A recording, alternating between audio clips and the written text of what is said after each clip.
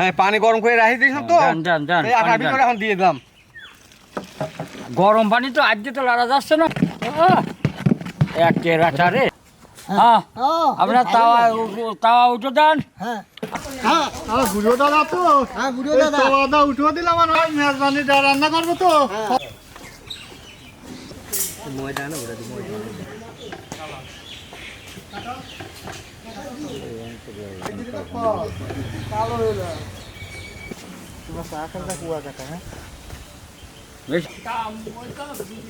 বলো। হ্যাঁ আমি দলা বানাচ্ছি, আপনি বলিয়ে ফেলেন। হয় শোনেন এখন ঠিক আছে দিয়ে আর একখান বলেন বলেন।